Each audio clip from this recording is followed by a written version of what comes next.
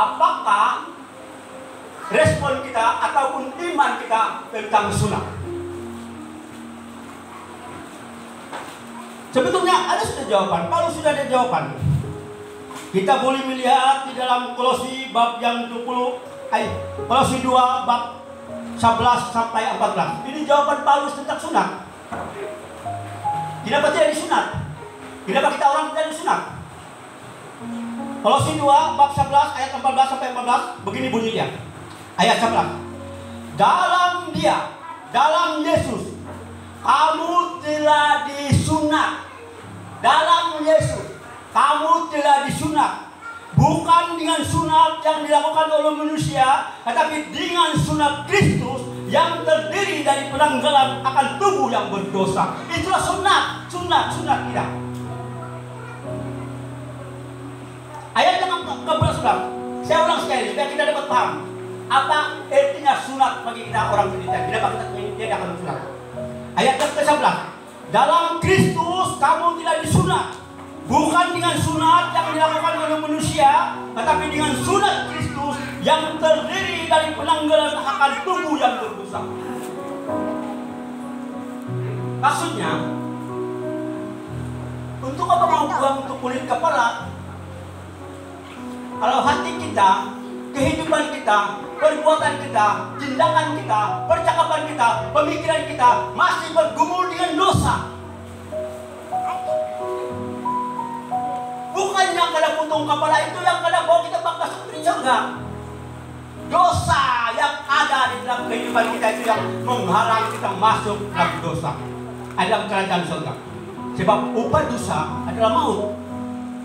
Jadi jelas sekali tentang pengertian kita tentang sunat, bahwa Paulus mengatakan dalam Kolose 2 ayat 11, dalam Kristus kamu tidak disunat bukan dengan sunat yang dilakukan oleh manusia, tetapi dengan sunat Kristus yang terdiri dari penanggalan akan dosa, penghapusan dosa, pengampunan dosa, penebusan dosa. Itulah sunat bagi kita orang Kristen. Ayat yang kedua, karena dengan Dia kamu telah dikuburkan dalam baptisan, dan dalam Dia kamu turut dibangkitkan oleh kepercayaanmu karena kerja kuasa Allah yang telah membangkitkan Dia dari antara orang mati. Ayat yang ke-13,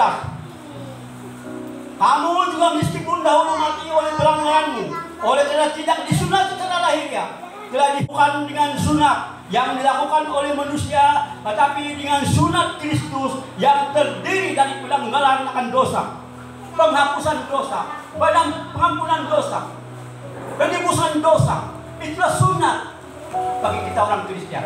Ayat yang kedua, karena dengan Dia kamu telah dikuburkan dalam baptisan, dan dalam Dia kamu turut dibangkitkan oleh kepercayaanmu karena kerja kuasa Allah yang telah membangkitkan Dia dari antara orang mati. Ayat yang ke-13, kamu juga meskipun dahulu mati oleh pelanggaranmu, oleh karena tidak disunat secara lahiriah, telah dihidupkan Allah bersama-sama dengan Dia sesudah diampuni segala pelanggaran kita, dengan menghapuskan surat hutang yang oleh ketentuan-ketentuan hukum yang mendakwa, mengancam kita, dan itu ditiadakan dengan membakukannya di kayu salib. Jadi hukum sunat, hukum Taurat, Yesus sudah selesaikan di atas kayu salib. Tak perlu. Ada orang mengatakan kita perlulah. Apa perlunya kita dipotong kepala itu kalau masaknya masih busuk, perbuatan masih busuk, perbuatan masih berdosa. Kalau sangat dipotong itu bukan membuat kita masuk surga. Dosa yang melekat dalam hati kita, dalam kehidupan kita, pemikiran kita, itu yang menghalang kita masuk dalam surga. Maka kata Paulus, dengan menghapuskan surat hutang oleh ketentuan-ketentuan hukum, mendakwa dan mengancam kita, dan itu ditiadakannya,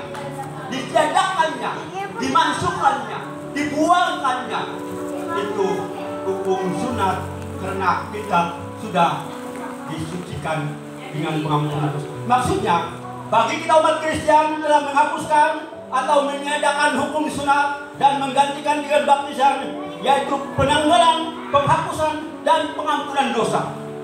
Itu maksud kita dalam Kristen. Dan itu sebenarnya maksud Paulus. Kenapa Paulus mengajar tentang penghapusan sunat? Paulus juga mengatakan dalam Galatia bab yang ketiga ayat 27 sampai 29, karena kamu semua yang telah dibaptis dalam Kristus telah bersatu dengan Kristus, dan dalam hal ini tidak ada lagi terkecuali dari bangsa Yahudi atau Yunani, semuanya satu di dalam Kristus. Ayat yang ke-29, dengan keselamatan masuk surga. Awalnya kita sudah ceritakan, sunat ini perjanjian antara Allah dengan Abraham untuk membawa keturunan Abraham ke satu tempat, di tempat Kanaan, tempat yang Allah sediakan. Tetapi sekarang ini, zaman anugerah ini, Kristus menjanjikan kita, membawa kita masuk ke dalam kerajaannya di surga. Di surga. Itu janji Tuhan. Dan apa kata Tuhan? Markus 16 ayat 16. Barang siapa yang percaya dan dibaptis dalam nama Bapa, Anak, dan Roh Kudus akan diselamatkan. Jadi intinya sunat diganti dengan baptisan, itu prinsip penyelamatan bermulanya penyelamatan dari Allah. Jadi rumusan kita dalam hal sunat. Kita tidak meniadakan. Paulus mengajar meniadakan. Paulus mengintikan hukum sunat itu bukan karena penyelamatan. Sunat tidak dapat menyelamatkan, tetapi yang menyelamatkan pengampunan dosa, pelepasan dosa. Itu yang mampu menyelamatkan kita masuk dalam kerajaan Allah. Itu hal pertama.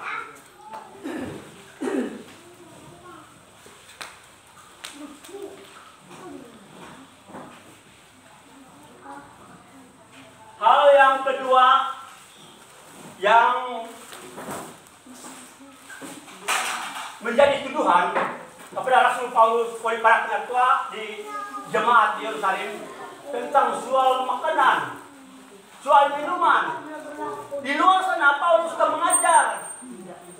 Kau mengajar ini boleh makan, ini tidak halal, ini tidak sudah haram. You salah. Itu menurut mereka lah. Tuduhan mereka. Paulus jangan bilang bengong saja. Susah juga orang ini. Betulkah